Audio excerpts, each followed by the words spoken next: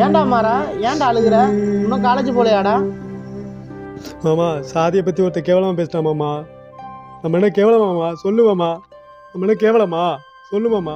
டேய் மாறா, நிறுத்துறா மொத. ஒருத்தன் சாதியை வச்சு தப்பாக பேசினானா அவன் சாதியவாதி. அதுவே நம்ம தாழ்ந்தோன்னு நம்ம நினச்சோன்னா நம்ம தாண்டா உலகத்திலே மிகப்பெரிய சாதியவாதி.